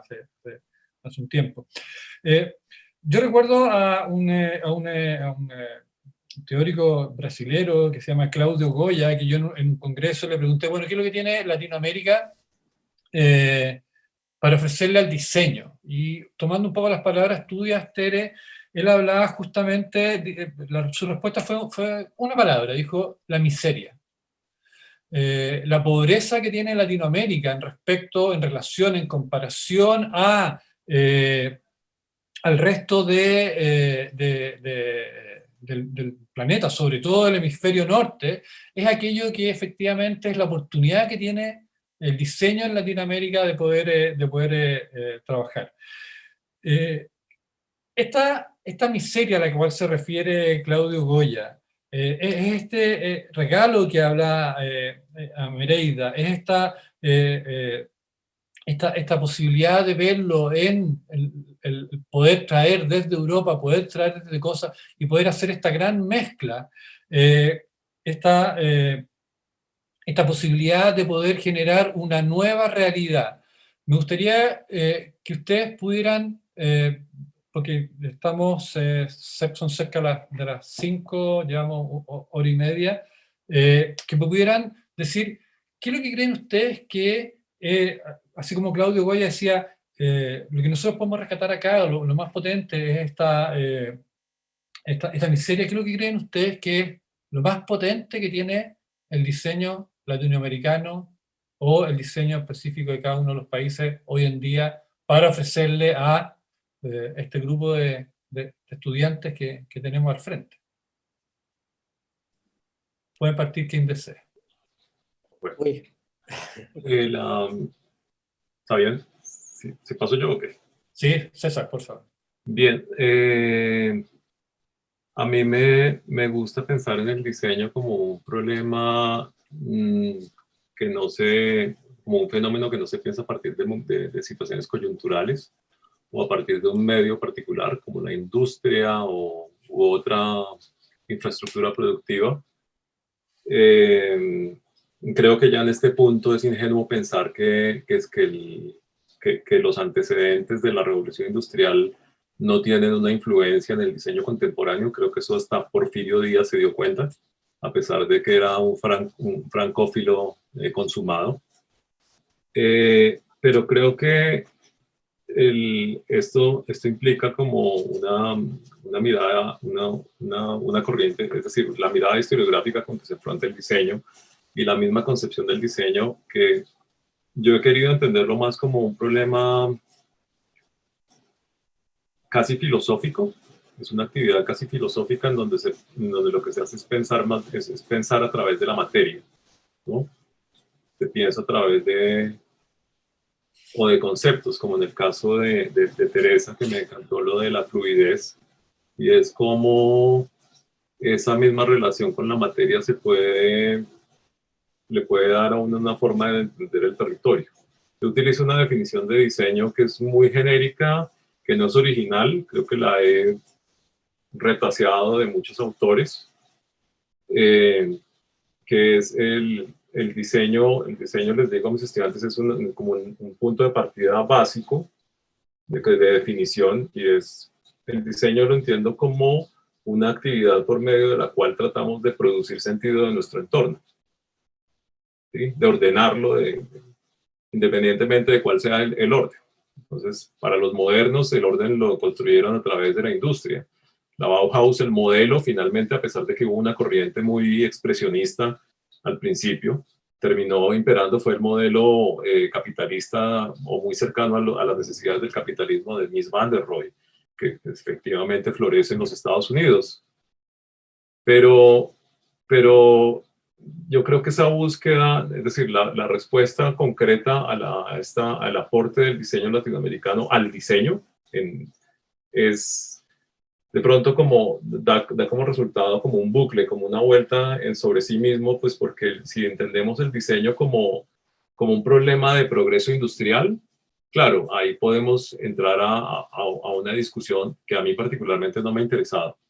Me interesa más el diseño como una forma de relacionarnos con el entorno, en donde creo que ya el modelo industrial está haciendo crisis, que el modelo de sostenibilidad también hace necesario búsquedas diferentes, en donde esa compartimentación del diseño también, por lo mismo de industrial gráfico, de modas, también la veo yo un poco modernista, es decir, a medida que seguimos avanzando se va quedando más anacrónica cada vez, porque insisto en mi idea, porque pienso que el diseño es un problema de relación con el entorno a través de la materia. No sé si esa definición suena tremendamente marxista por aquello del materialismo histórico, creo que sí, y si es en ese sentido, pues tampoco me molesta que se asuma así. Pero cuando uno mira, digamos, los diferentes estados de las sociedades prehispánicas, hispánicas o modernas, qué sé yo, es interesante pensar en cómo nos relacionamos con el entorno a través de esas materialidades o la ausencia de ellas, como en el caso de la referencia de Teresa, que es el ahuecamiento, ¿no? La ausencia, es un poco también la historia del diseño en Cuba, ¿no? Es esa precariedad que lleva a generar unos desarrollos supremamente interesantes. Yo creo que en ese sentido, lo que tú decías de Claudio Goya es interesante, pues porque la miseria es una forma de verlo, ¿no? Y pensaba yo, apenas dijiste eso, pensé en los hermanos Campana. Inmediatamente. Pero sí es una forma de pensar la sociedad a través de la materia. Es un acto de filosofar a través de la materia o de la imagen. Entonces creo que en ese sentido tenemos esa, no sé si ventaja o esa particularidad de pensar a través muchas veces de la precariedad o a través muchas veces de la abundancia o de las oquedades o ahuecamientos, como mencionaba Teresa, o a través de las culturas prehispánicas. Pero es tener la conciencia siempre de que las cosas, de que la definición del diseño no dependa de una coyuntura, de un medio particular, porque la era industrial ya se está acabando, ya se acabó, o bueno, todavía tenemos un tiempo, pero digamos que claramente está en crisis. No sé si se va a acabar realmente, tampoco soy mago para saberlo, pero sí está en crisis. Y se ha necesario, o sea, la moda, es decir, muchas cosas se han tenido que replantear justamente a partir de eso. Entonces es mejor pensar cómo nos relacionamos nosotros con el planeta y con el entorno, ¿sí? Con este espacio íntimo que me rodea aquí, pero con el que está afuera, con el que está lloviendo en este momento, o con el planeta entero. Y en esa medida darle ese sentido filosófico a la actividad del diseño me resulta, por lo menos a mí como académico y como persona, me resulta mucho más estimulante. Marco, ¿estás levantando la mano? Sí, así es. Muy bien. Tu pregunta es muy provocadora, en el sentido de qué le aporta Latinoamérica, qué aportamos nosotros al diseño, ¿no? Pero a la vez es interesante y tal vez mi respuesta será muy abstracta. Yo creo que la gran aportación que podemos hacer al diseño es la propia realidad de Latinoamérica. ¿A qué me refiero con esto? Porque esta aportación de la realidad de Latinoamérica al diseño nos permite precisamente desarrollar una teoría propia del diseño para explicarla, entenderla. Y de esta manera enfrentar problemas de diseño mucho más complejos. Está claro que los países escandinavos no tienen los mismos problemas que tenemos en Latinoamérica, hablando de miserias. Pero precisamente podemos desarrollar una teoría al respecto a partir de entender esa realidad que hace que las futuras y los futuros diseñadores, diseñadoras, enfrenten esos problemas mucho más complejos, insisto. Y todas esas experiencias, desde mi perspectiva, le van dando forma a algo que es abstracto, que es el corpus del conocimiento de la propia disciplina. Y que esa es la herencia que se va construyendo o que se va dejando de manera permanente, creo yo, generación tras generación. Yo también coincido en que tal vez muchos de estos esquemas para tratar de clasificar el diseño, qué es industrial, qué es gráfico, también eso se está desvaneciendo, colegas, desde mi punto de vista, ¿no? Los médicos ahora están, ya desde hace varios años, están imprimiendo 3D, ¿no? Prótesis, son diseñadores, ¿no? Entonces, creo que también aquí viene ese tema de replantearnos qué es lo que estamos entendiendo por diseño. Me sumo a esta visión que César compartía, ¿no? De repente tal vez es muy difícil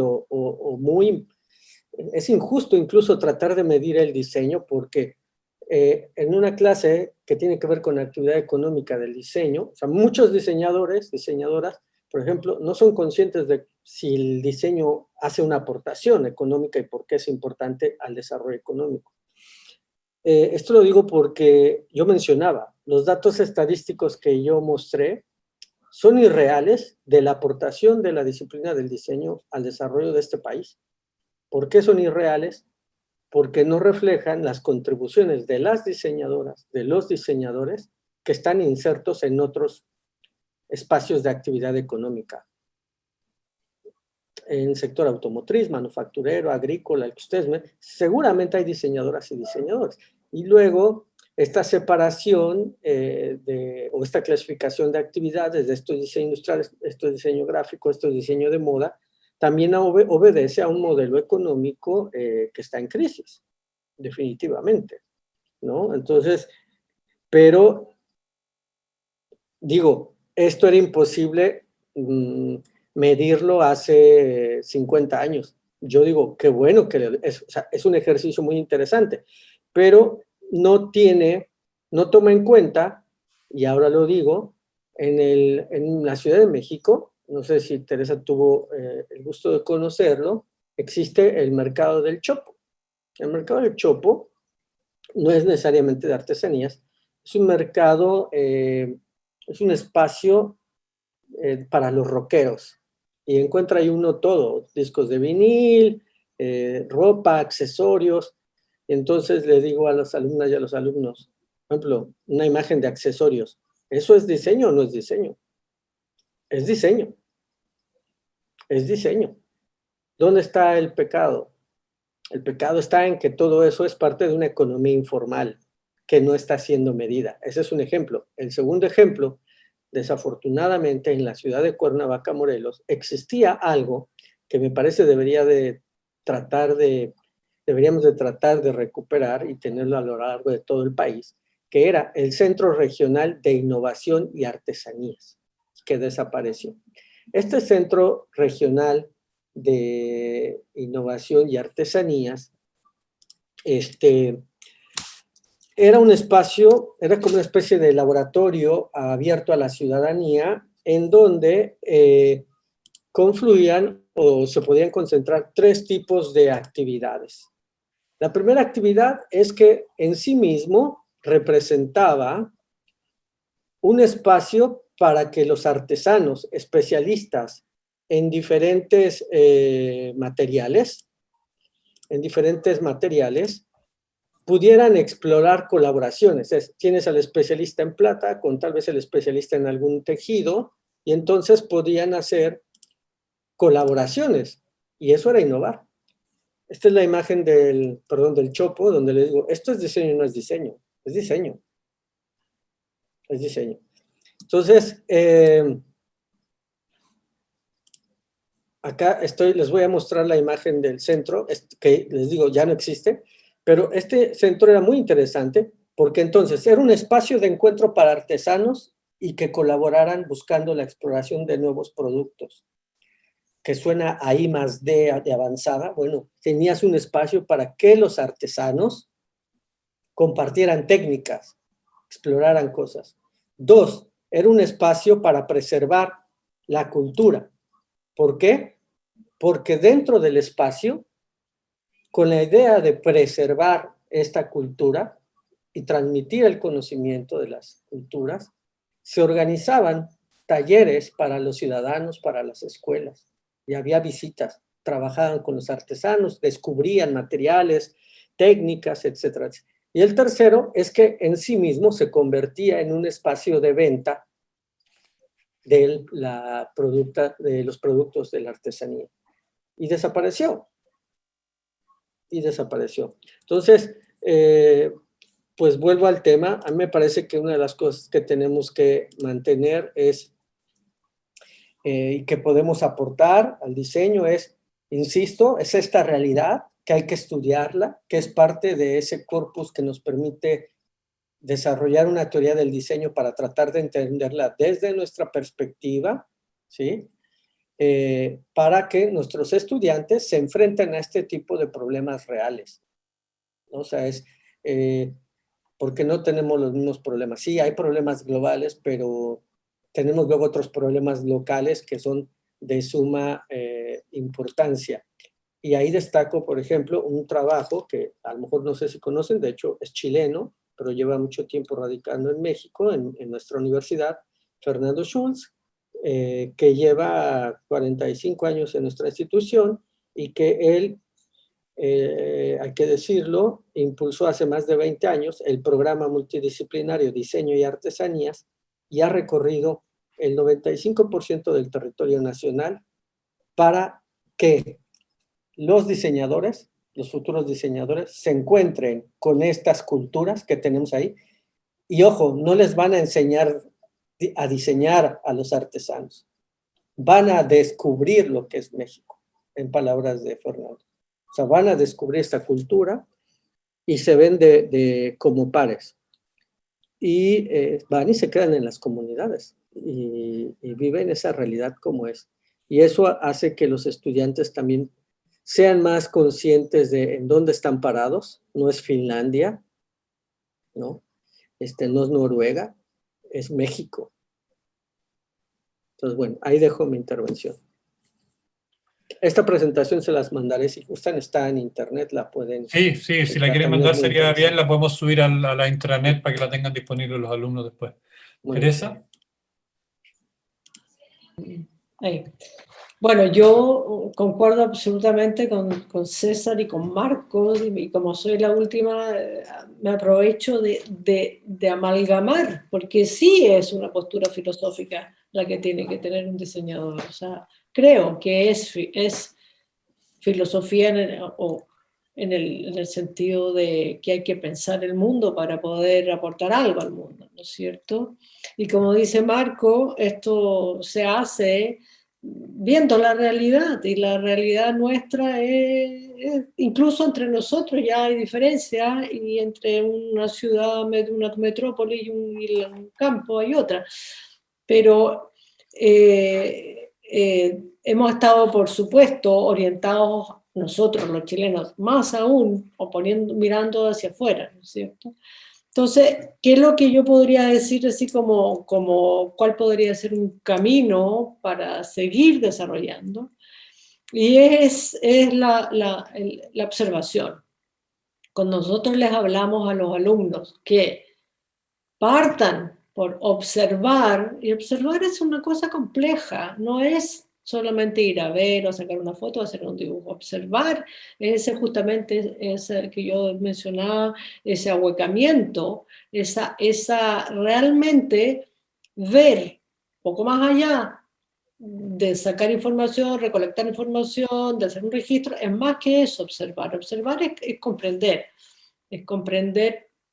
la cosa en su conjunto, ¿no es cierto?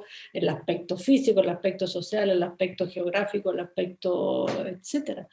Y yo creo que la observación de nuestra propia realidad genera una filosofía, como dice César, se fija, todo se mezcla, y creo que es nuestra riqueza, nuestra alma. No tenemos tanta tradición, sobre todo en Chile, no hay tanta tradición, no hay tanta tecnología, no hay tantos recursos, no hay. Lo que hay es esa capacidad. Yo me volví a Chile el día que yo viví 17 años en Francia. Un día hubo una inundación en el norte de Chile y yo veía las noticias en francés, con audio francés, pero vi una imagen que era una señora delante de su casa muy pobre y que le pasaba un barrial por delante de la puerta y llegaba otra persona, un hombre, y le ponía un tablón delante de la puerta para que atravesara el río que pasaba por delante. Y dije, eso es Chile.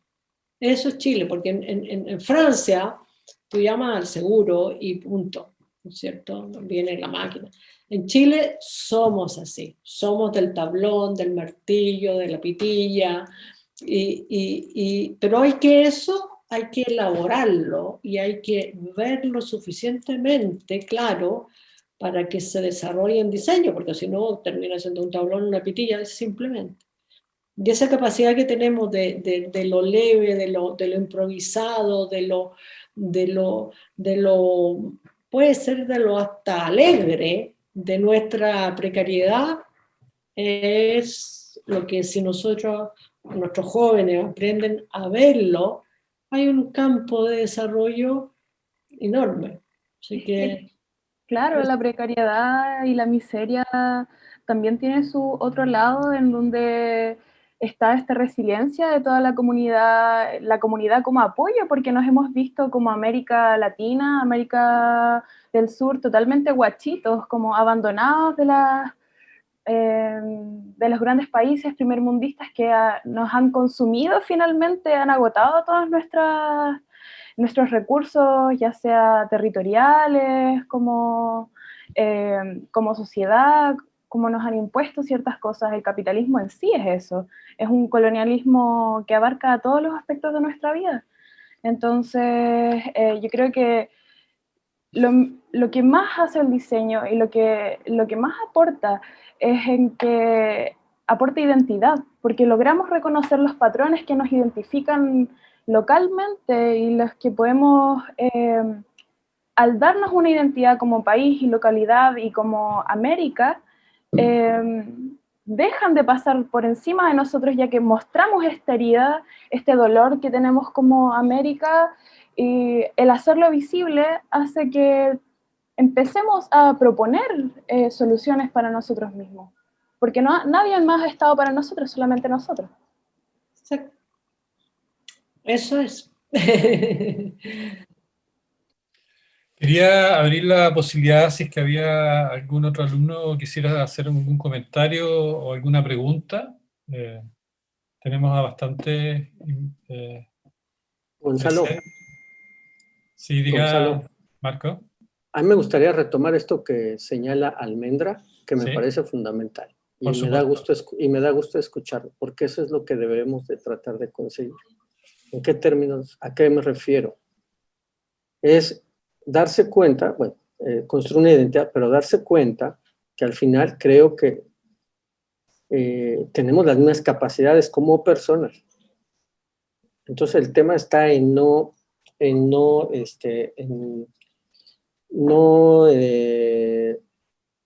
poner en un altar todo el diseño que viene fuera de nuestra propia región. Tenemos las mismas capacidades, simplemente es una realidad distinta, pero yo lo constato, seguro mis colegas también, creo que todas las diseñadoras, todos los diseñadores de la región pueden competir de igual a igual, que cualquiera. Todos tenemos 2 brazos, 2 orejas, estamos iguales, o sea, y eso es importante que los estudiantes también lo logren y que se sientan o sea, que logren sentirse que son iguales y no mucho menos, ¿no? Entonces, bueno, perdón por la interrupción, pero sí, la verdad, celebro esa visión. Gracias.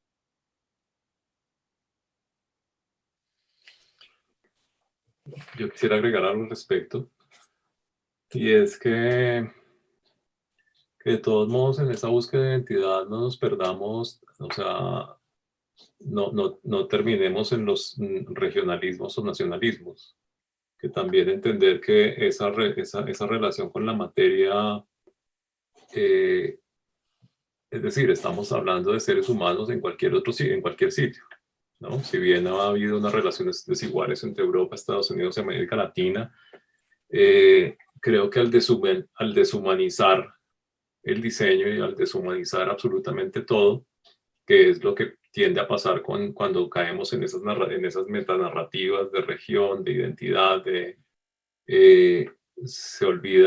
nos olvidamos del componente humano, es decir, los señores de la Bauhaus o el señor William Morris o los artesanos franceses del Rococó en el siglo XVIII estaban lidiando con unas variables, estaban tratando de ordenar y darle sentido a su entorno a partir de las variables que tenían, los mismos las culturas prehispánicas, que también caemos en el error de idealizarlas también, ¿no? No eran culturas perfectas, lo que estaba pasando allí tampoco es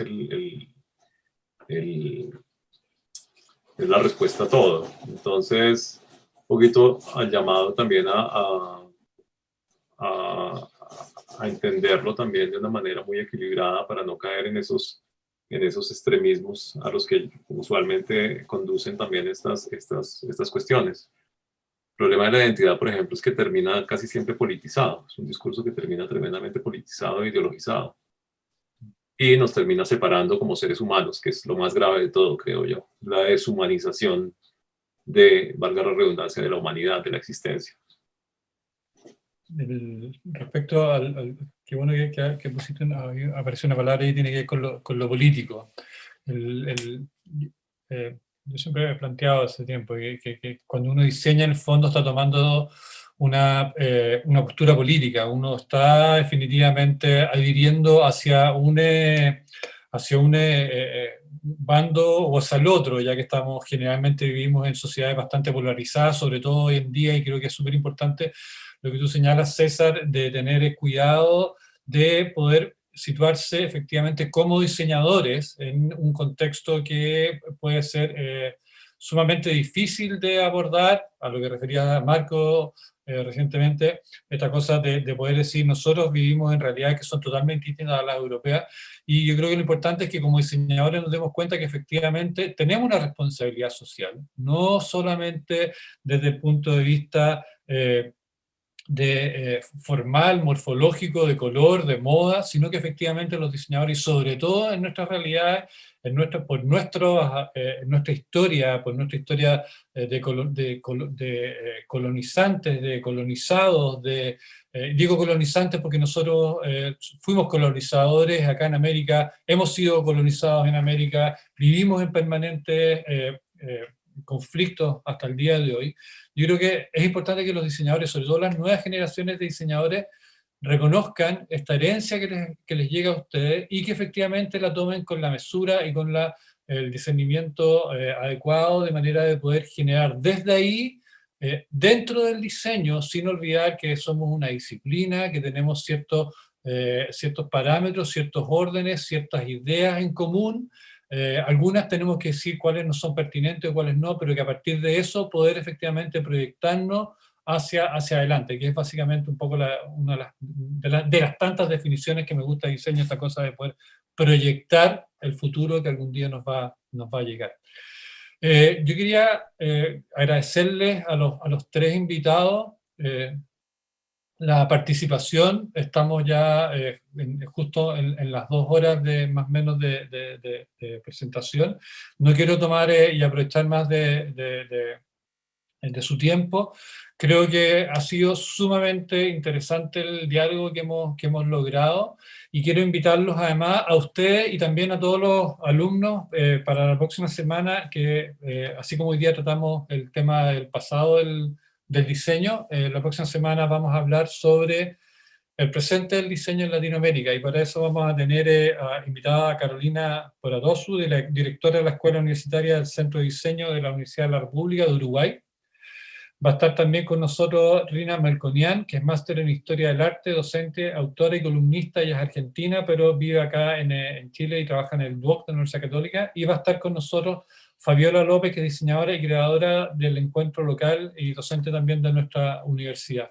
Quiero nuevamente agradecerles tremendamente.